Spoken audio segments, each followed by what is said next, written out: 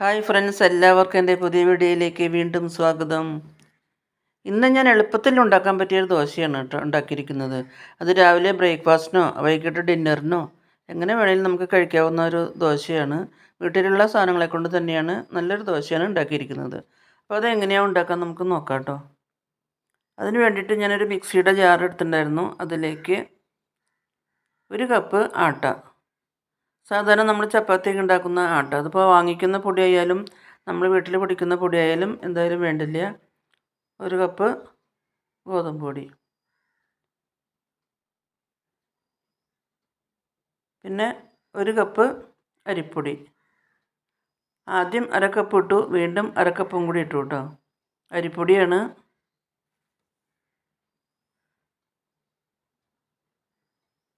അപ്പോൾ 1/2 കപ്പ് അരിപ്പൊടി ഇട്ടു. ഇതിനിപ്പോൾ അങ്ങനെ പ്രത്യേകിച്ചൊരു റേഷ്യം ഒരു കണക്കൊന്നും ഇല്ല കേട്ടോ. ഒരു ഉദ്ദേശം വെച്ച് നമുക്ക് ഒക്കെ ഉണ്ടാക്കാം. ഒരു 1/2 കപ്പ് റവ, 1/2 കപ്പ്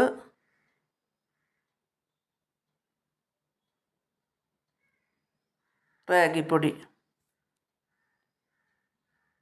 ഒരു പ്രത്യേകിച്ച് അളവൊന്നുമില്ല. അതുപോലെ ഒരു കുത്ത് തേങ്ങ ചിരകിയത്, ഒരു കുത്ത് തേങ്ങ ചിരകിയതും,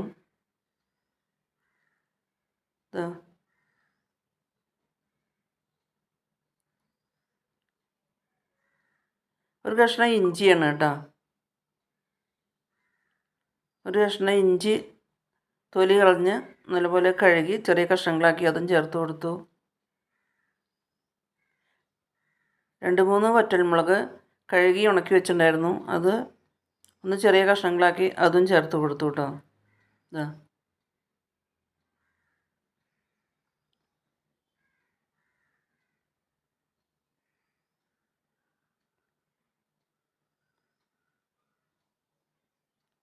അതിനുശേഷം 2-3 ഉള്ളി, സാധാരണ ചെറിയ ഉള്ളി ഉണ്ടല്ലോ, ചെറിയ ഉള്ളി തൊലിയൊക്കെ കളഞ്ഞ് കഴുകി വെച്ചിട്ടുണ്ടായിരുന്നു, അതും 3-4 കാന്താരി മുളകും കൂടി ഇട്ട് കൊടുത്തു.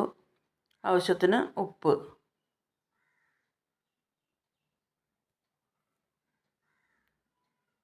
ഉപ്പും ചേർത്ത് കുറച്ച് വെള്ളം കൂടി ഒഴിച്ചു കൂട്ടാം. ആവശ്യത്തിന് വെള്ളം ചേർത്ത് നമുക്കത് നരച്ചെടുക്കാം.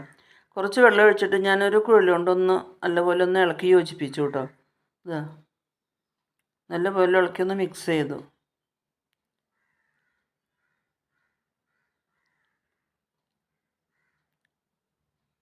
അതിനുശേഷം കുറച്ച് കറിവേപ്പിലയും കൂടി ഇട്ട് കൊടുത്തു കേട്ടോ. കറിവേപ്പിലയും കൂടി ഇട്ട് കൊടുത്ത് നല്ല പോലെ ഒന്ന് അരച്ച് കൊണ്ടുവന്നു. അരച്ച് കൊണ്ടുവന്ന മാവ് വേറൊരു പാത്രത്തിലേക്ക് പകർത്തി.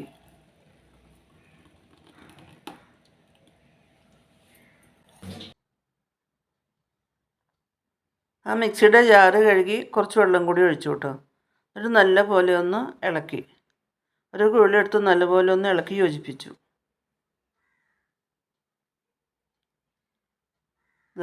ഇത് ഈ കണക്കിനാണ് കേട്ടോ കലക്കിയെടുത്തത്. അതിനുശേഷം നമ്മൾ സാധാരണ ദോശ ഉണ്ടാക്കുന്ന തവ അടുപ്പത്ത് വെച്ചു. ആ തവ നല്ലപോലെ ഒന്ന് ചൂടായപ്പോൾ അതിലേക്ക് അല്പം വെള്ളം തെളിച്ച് കൊടുത്തു. അതിൻ്റെ ചൂടൊന്ന് അഡ്ജസ്റ്റ് ചെയ്തു കേട്ടോ.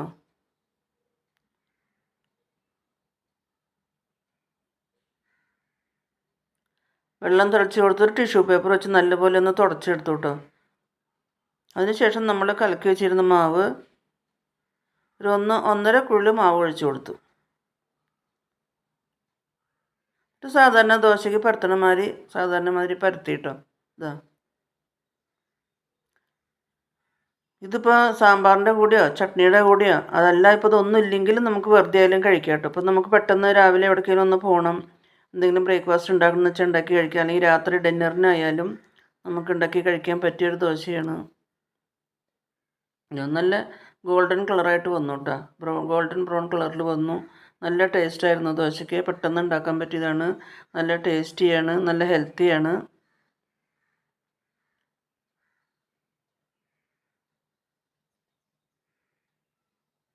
അതേ തവ തന്നെ വീണ്ടും കുറച്ച് വെള്ളം തെളിച്ച് വീണ്ടും തുടച്ച് ഒരു കുഴൽ മാവ് വീണ്ടും ഒഴിച്ചു കൊടുത്ത് വീണ്ടും ഒരു ദോശയും കൂടി ഉണ്ടാക്കി കേട്ടോ. ഇതുപോലെ എല്ലാ ദോശയും നമുക്ക് ആവശ്യത്തിനുള്ള ദോശയൊക്കെ നമുക്കിതുപോലെ ഉണ്ടാക്കിയെടുക്കാം. വീഡിയോ എല്ലാവർക്കും ഇഷ്ടമായെന്ന് വിചാരിക്കുന്നു. ഇഷ്ടമായ ലൈക്ക് ചെയ്യാനും ഷെയർ ചെയ്യാനും മറക്കരുത്. പുതിയൊരു വീഡിയോ ആയിട്ട് നമുക്ക് വീണ്ടും കാണാം. Thank you for watching.